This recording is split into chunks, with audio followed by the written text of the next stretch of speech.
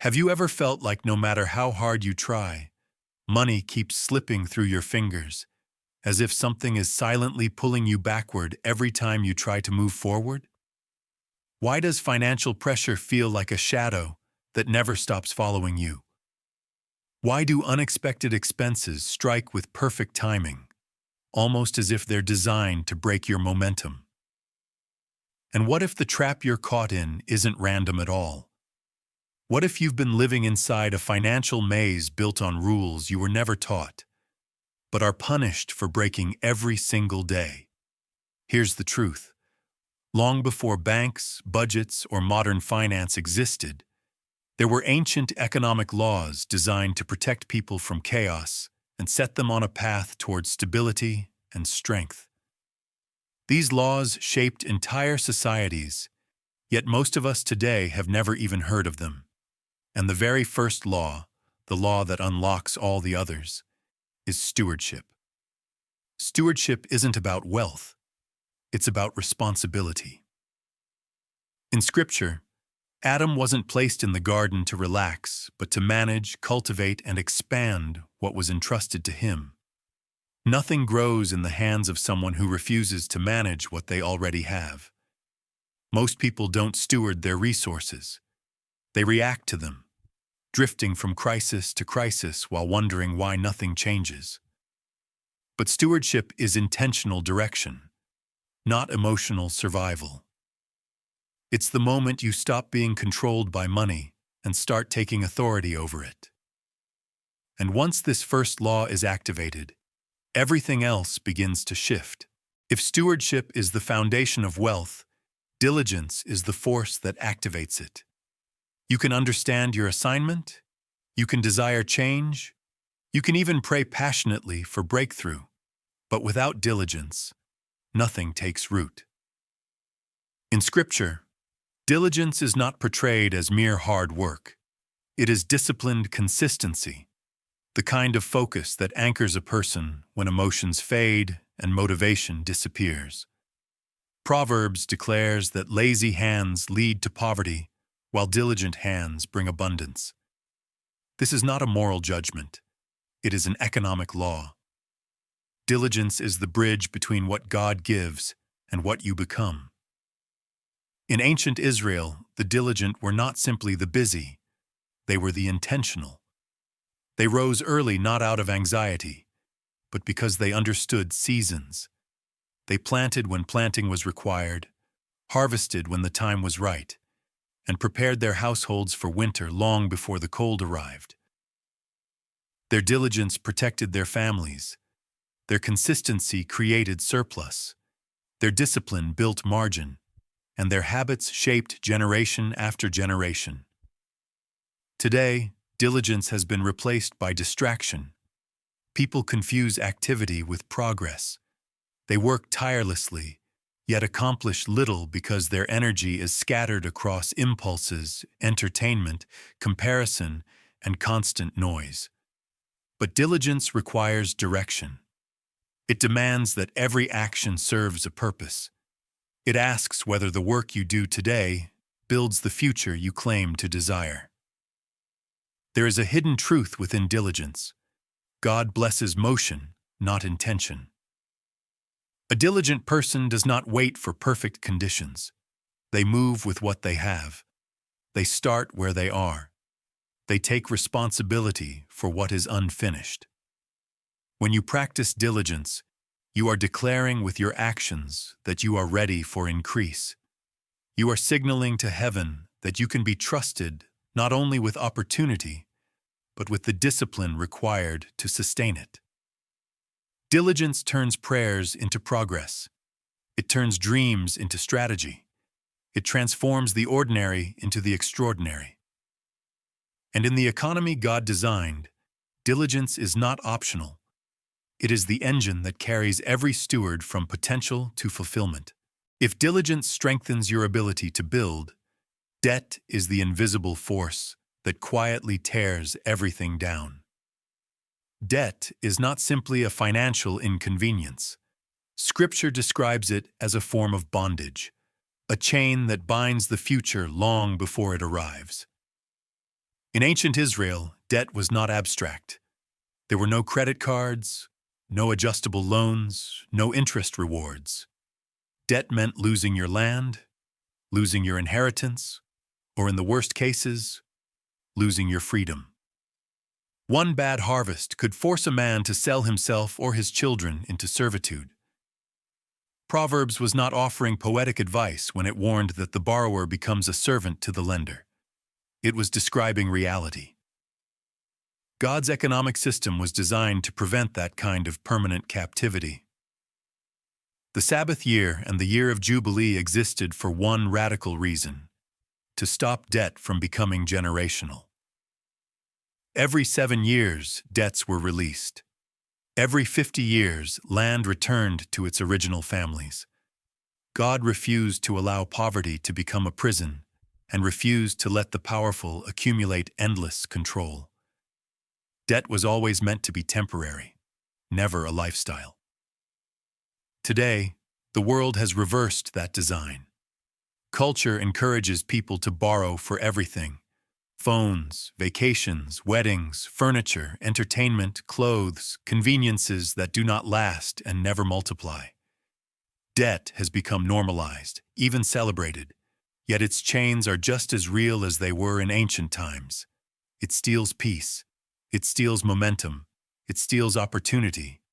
A person in debt works not for their purpose, but for their payments. Their time belongs to interest. Their decisions are shaped by obligation.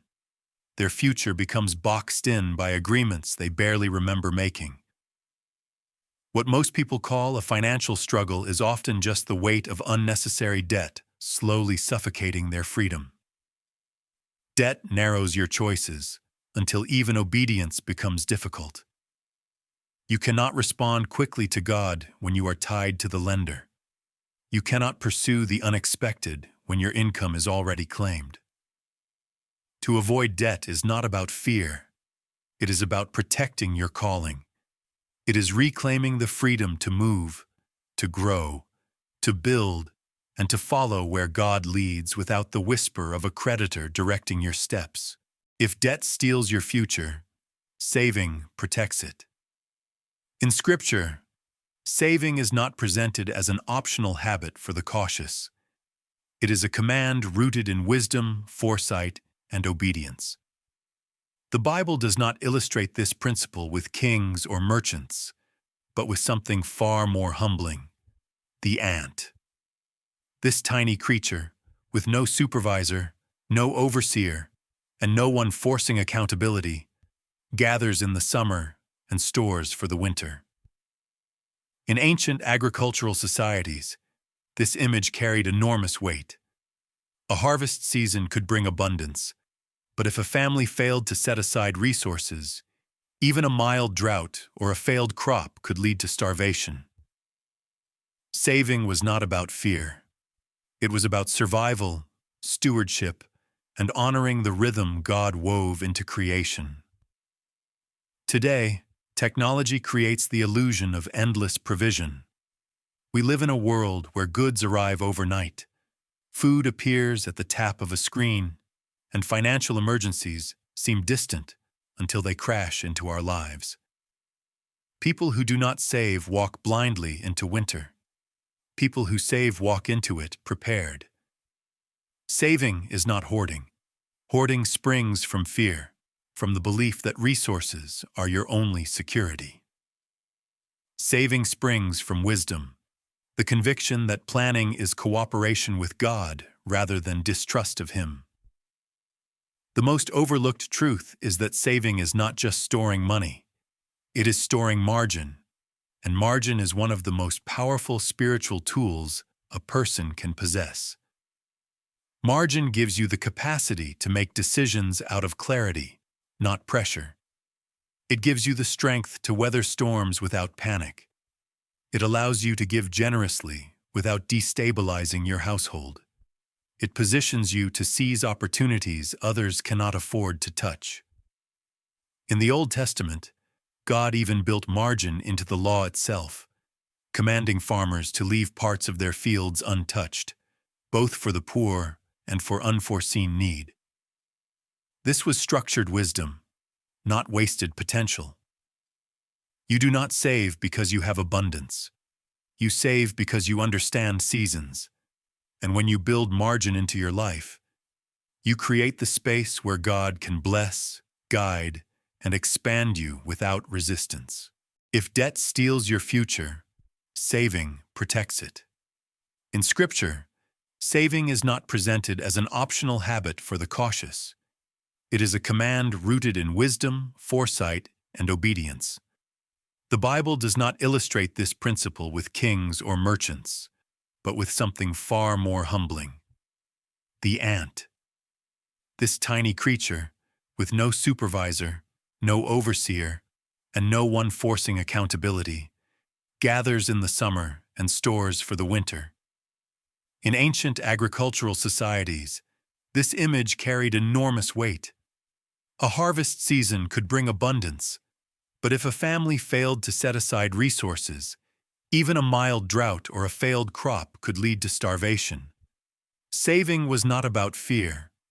It was about survival, stewardship, and honoring the rhythm God wove into creation. Today, technology creates the illusion of endless provision. We live in a world where goods arrive overnight, food appears at the tap of a screen, and financial emergencies seem distant until they crash into our lives. People who do not save walk blindly into winter. People who save walk into it prepared. Saving is not hoarding. Hoarding springs from fear, from the belief that resources are your only security. Saving springs from wisdom, the conviction that planning is cooperation with God rather than distrust of Him. The most overlooked truth is that saving is not just storing money. It is storing margin, and margin is one of the most powerful spiritual tools a person can possess. Margin gives you the capacity to make decisions out of clarity, not pressure. It gives you the strength to weather storms without panic. It allows you to give generously without destabilizing your household. It positions you to seize opportunities others cannot afford to touch. In the Old Testament, God even built margin into the law itself, commanding farmers to leave parts of their fields untouched, both for the poor and for unforeseen need. This was structured wisdom, not wasted potential. You do not save because you have abundance. You save because you understand seasons. And when you build margin into your life, you create the space where God can bless, guide, and expand you without resistance. If wisdom shows you the path, investing is the courage to walk it. In Scripture, investing is not treated as a luxury for the wealthy or a modern invention of financial markets. It is portrayed as a divine expectation, woven directly into the teachings of Jesus. The parable of the talents is not a gentle story about being responsible. It is a bold economic lesson wrapped inside a spiritual truth. A master places enormous wealth in the hands of 3 servants, amounts so large that a single talent represented nearly 20 years of wages. One servant doubles the money, another does the same. But the third, driven by fear, buries his talent in the ground. When the master returns, he does not gently correct him. He calls him wicked and lazy, not because he lost money, but because he refused to attempt growth. This parable reveals a truth many people avoid. In God's kingdom, passivity is not neutrality, it is disobedience. To bury potential is to reject purpose. To avoid risk entirely is to choose stagnation over stewardship. Ancient Israel understood this well.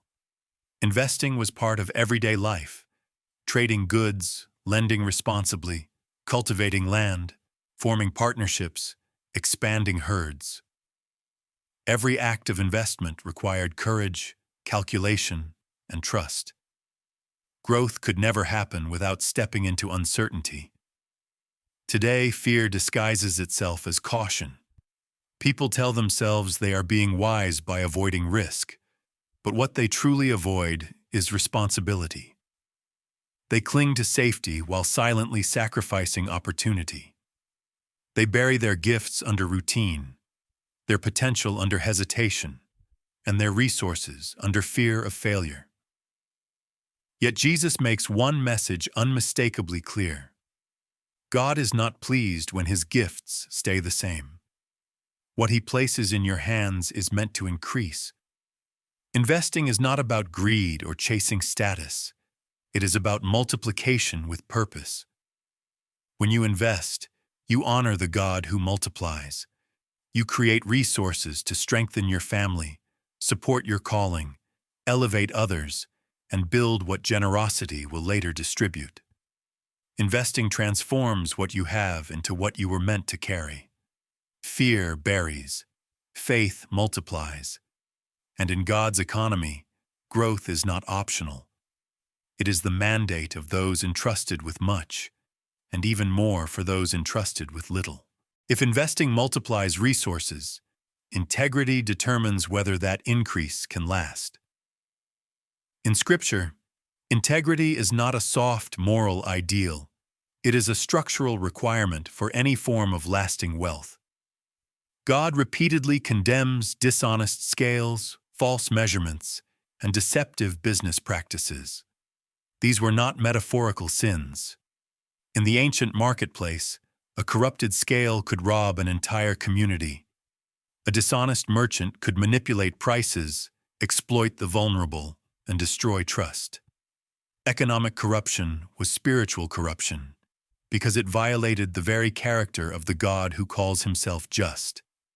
Integrity is the law that tests the heart behind every financial decision. It asks whether your prosperity aligns with righteousness, whether your motives align with truth, and whether your growth honors the one who made it possible. Many people dream of increase, but without integrity, increase becomes a trap. It magnifies flaws, accelerates downfall, and exposes foundations that were never built to carry weight. Scripture is filled with stories of people who rose quickly, but fell even faster because their character could not support their influence. In ancient Israel, business owners were commanded to treat workers fairly, pay wages promptly, and avoid exploitation. Justice was not merely cultural, it was economic. A community built on dishonesty would collapse under its own corruption. But a community rooted in integrity would thrive, because trust is the currency that makes every other currency meaningful. Today, the temptation to compromise is subtle.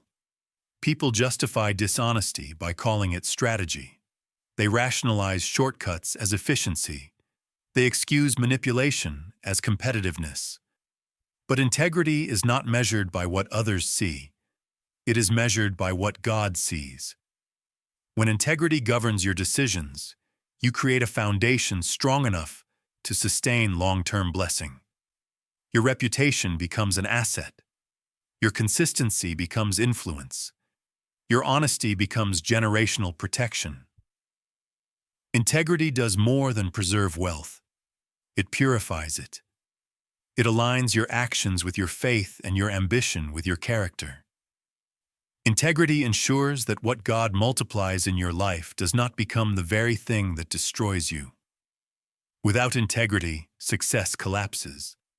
With it, success endures. If integrity protects your character, contentment protects your heart.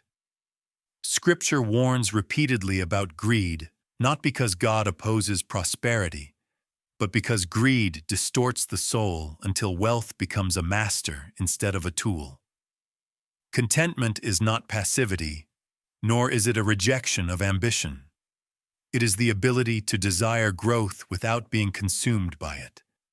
It is the spiritual discipline that keeps you grounded while you rise. Without contentment, even abundance feels like scarcity, and no amount of increase can quiet the restless hunger inside. In ancient Israel, contentment was rooted in identity. God reminded the people that they were once slaves in Egypt, rescued not by wealth, but by his hand. This reminder was not meant to shame them. It was meant to anchor them. It told them that their worth did not fluctuate with their possessions. They were chosen, valued, and loved long before they owned land, livestock, or harvest. Greed, then, was not merely an economic temptation. It was a spiritual amnesia, a forgetting of who they were and who God had been to them. Today, greed takes subtler forms. It appears as comparison, disguised as ambition. It whispers through advertisements telling you that you are not enough unless you upgrade, improve, or acquire more. It shows up in the silent pressure to keep pace with lifestyles that were never meant to define you. And yet, every chase for validation through wealth ends the same way, with exhaustion, disappointment, and a deeper emptiness than before. Contentment is not the opposite of growth. It is the foundation that allows growth to be healthy. A content person can pursue excellence without losing peace. They can enjoy success without being enslaved by it. They can celebrate someone else's gain without feeling threatened. Contentment frees you from the toxic cycle of wanting more, simply because others have more. Greed narrows your vision until all you can see is what you lack. Contentment expands your vision until you recognize what you already have. When your heart is aligned with contentment, wealth becomes a servant instead of an idol. Your decisions become clear, your motives become pure, and your progress becomes meaningful. Contentment does not limit your future. It strengthens it. It builds a soul that can carry blessing without being broken by it. If contentment shapes the posture of your heart, generosity reveals its condition. In Scripture, generosity is not framed as an optional virtue or an emotional impulse. It is woven into the economic laws of Israel as an act of justice. When farmers harvested their fields, God commanded them not to gather everything. The edges of the field, the leftover grain, the uncollected produce, all of it was intentionally left for the poor, the widow, the orphan, and the foreigner. This was not charity. It was law. God built generosity into the rhythm of the economy itself, ensuring that blessing flowed outward instead of pooling in the hands of a few. This design did something profound. It protected the vulnerable, but it also protected the wealthy from themselves. It broke the instinct to grip tightly. It disrupted the illusion of self-made success. It reminded every landowner that the harvest they claimed as theirs had ultimately come from God. Generosity was a declaration that no one stands alone in their prosperity. It was a recognition that abundance requires responsibility. Today, generosity has become sentimental. People give when the mood strikes, when a story moves them, or when social pressure nudges them. But biblical generosity is deliberate. It is disciplined. It is a strategy of the soul. It trains the heart to remain open, to resist greed, to remember identity. When Jesus praised the widow who gave 2 small coins, it was not because of the amount, but because she refused to let limitations silence her obedience. Generosity is not measured by quantity. It is measured by willingness. Modern life encourages accumulation, yet accumulation without generosity leads to spiritual stagnation. Wealth becomes heavy, influence becomes self-centered, and success becomes hollow. But when generosity is practiced as justice, something shifts. Giving does not weaken you. It strengthens you. It opens doors of compassion, deepens purpose, and aligns your life with the very character of God, who gives not from scarcity, but from overflowing love. Generosity is not loss. It is multiplication through obedience. It transforms resources into redemption, blessing into impact, and prosperity into legacy. When your hands open, heaven responds. If generosity directs your wealth outward, legacy directs it forward. Scripture teaches that a good person leaves an inheritance for their children's children, 2 generations beyond themselves. Legacy, therefore, is not about accumulating wealth to be admired in the present. It is about building something that outlives you, something that strengthens lives you may never meet. Legacy is not simply what you leave behind. It is the impact your decisions create long after you are gone. In ancient Israel, land was the core of legacy. It represented identity, stability, and generational continuity. Families passed it down not because of sentiment, but because it anchored the next generation to opportunity. Even the year of Jubilee was designed to protect legacy, ensuring that land wrongfully lost to debt would one day return to its original family line. God built restoration into the economy because He cared about the future as deeply as the present. He refused to let one generation's crisis permanently erase another generation's potential. Today, legacy still matters, but many live without thinking beyond their own lifetime. They build careers, but not wisdom. They earn income, but not stability. They accumulate possessions, but not principles. Yet legacy is shaped far more by values than by valuables. Wealth without guidance often destroys. Wealth without vision often evaporates. But when your life imparts discipline, character, generosity, and wisdom, your resources multiply across time rather than disappearing within a single generation. Building legacy doesn't require extraordinary wealth. It requires intentionality.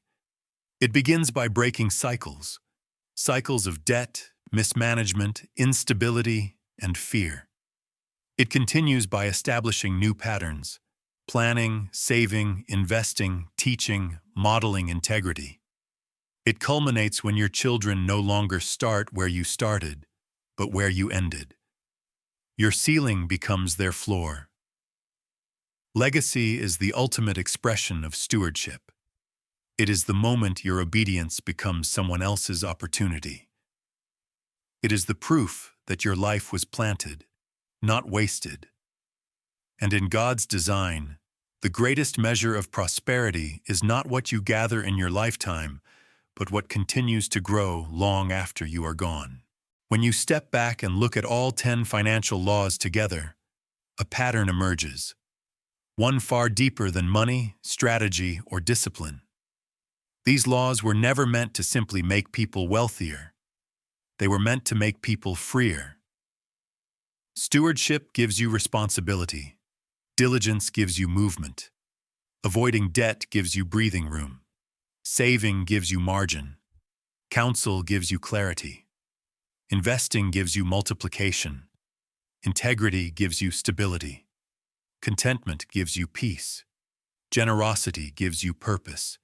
And legacy gives your life meaning beyond your own lifetime. None of these laws were designed to stand alone. They operate like threads woven into a single tapestry, each strengthening the others, each revealing a piece of a divine vision for human flourishing. God never wanted money to rule you. He never wanted fear, greed, or pressure to dictate your decisions. He designed a system where your heart stays aligned, your future stays open, and your resources become instruments of healing rather than anxiety.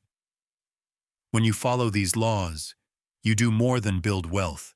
You repair what was broken. You break cycles that once defined you. You step into a story far bigger than survival, a story of becoming a person who can carry blessing without being crushed by it. And in the end, wealth is not the reward.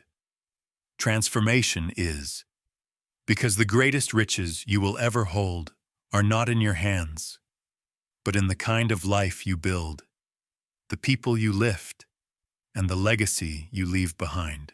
As we reach the end of this journey through the 10 financial laws woven into Scripture, one truth becomes unmistakably clear. These principles were never meant to burden you. They were meant to liberate you. They were crafted not to enrich institutions or elevate the powerful, but to restore dignity, stability, and direction to every household willing to live with intention. These laws protect the weak, restrain the strong, and guide the willing. They elevate character above ambition and purpose above possession. They remind us that prosperity without wisdom is fragile, and wealth without righteousness is empty. But prosperity rooted in God's design becomes something entirely different. It becomes peace. It becomes clarity. It becomes strength that endures in every season. If you begin applying even one of these laws, your life will start to shift. When you apply all 10, your entire future begins to take shape in ways you could never engineer on your own. The purpose of this teaching is not to make you chase wealth, but to show you how to master it. When money is no longer your master, you can finally follow your calling with freedom. You can give without fear, build without pressure, and plan without anxiety. That is the life God intended. Not a life ruled by scarcity or fear, but a life built on wisdom, stewardship, courage, and compassion. Your transformation does not begin with income. It begins with obedience. And once obedience takes root, blessing follows.